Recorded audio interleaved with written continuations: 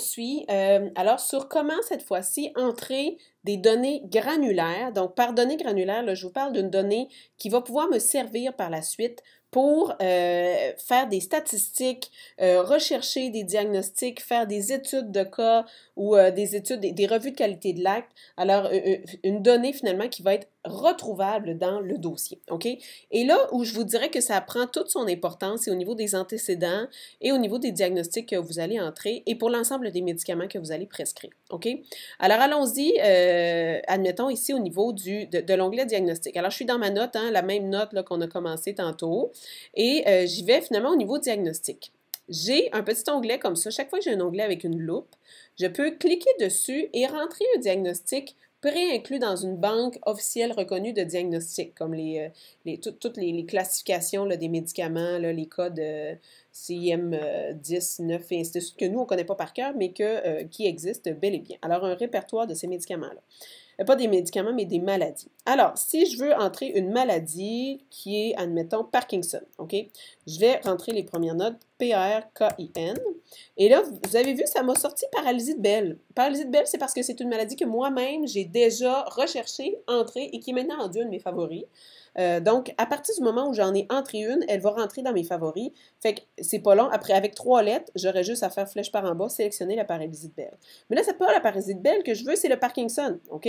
Alors, je viens de faire P-A-R-K-I-N et je vais simplement appuyer sur Enter. Et là, il va m'ouvrir là, une petite fenêtre où je vais pouvoir aller chercher la maladie de Parkinson. Et je peux choisir celui que je veux. Alors, je peux choisir, moi, maladie de Parkinson qui est juste là ou, bon, n'importe quel autre que je vois ici. Si je vois qu'elle n'est pas là, OK, vous pouvez ici aller sous l'onglet Options. Et vous allez ici rechercher, regardez, le mien, là, tout est sélectionné. Le SIM 9, l'IDC 9CM, le SIM 10, l'IDC 10CA et la banque de Purkinje, OK? Je pourrais en sélectionner juste un ou en désélectionner un, OK? Alors, moi, ce que je dis, c'est aller toutes les sélectionner et faites enregistrer par défaut ici, OK? Alors, en enregistrant par défaut, il va chercher dans l'ensemble des banques parce que la banque de Purkinje est peut-être plus petite que ces autres banques-là, OK?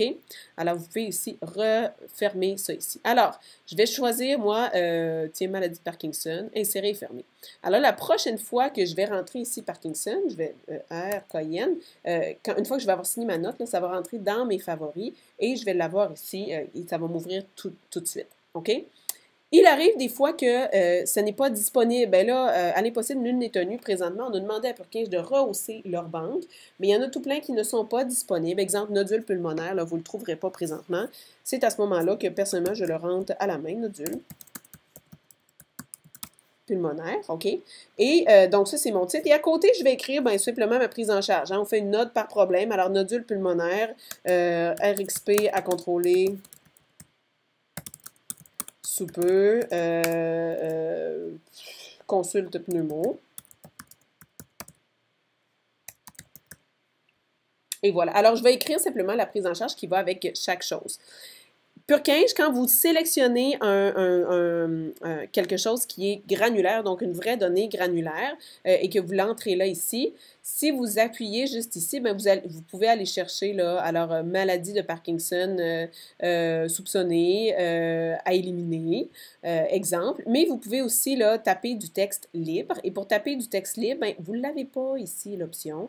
Alors, il faut, à ce moment-là, vous avez 2 options. Soit vous cliquez à droite sur votre souris et vous allez ici faire insérer un champ texte. Et là, ici, vous pouvez rentrer du texte libre. Ou sinon, vous avez un petit onglet ici, juste ici. Alors ça, ici, c'est insérer un champ texte. Alors j'appuie là-dessus et là, je vais avoir une belle petite croix ici qui me dit où est-ce que tu veux insérer un champ texte. Et je l'insère là où je veux. Fait que je vais l'insérer, mettons, ici. Maladie de Parkinson. Ben oui. OK. Et voilà. Alors, vous avez vu que tout ça, ce n'est pas tout inclus dans ma note. Hein, c'est juste ce qui est entouré là, qui est inclus dans ma note.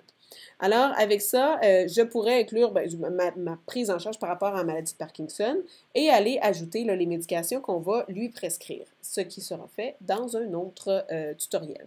L'autre endroit où c'est intéressant d'avoir les vraies données, c'est au niveau ici des antécédents personnels. Alors, regardez, j'ouvre ça ici. On a demandé à Purkinje d'ailleurs de tout rassembler ça, là, pas qu'on ait chirurgico-traumatique médicaux, c'est trop compliqué parce que c'est des banques de données différentes, puis là, des fois, on se mêle. Alors, voilà, mais vous pourriez rentrer là-dedans qu'au niveau chirurgical, il y a eu une appendicectomie, voilà, et avec la date, là, avec, bon, il y a 5 ans. Parfait. Ou sinon, c'était à l'âge de telle affaire et telle affaire. Ici, on pourrait dire que c'est une collecte de données. Hein? Alors, la patiente a déjà eu une pneumonie. Alors, voilà. Alors, pneumonie droite avec...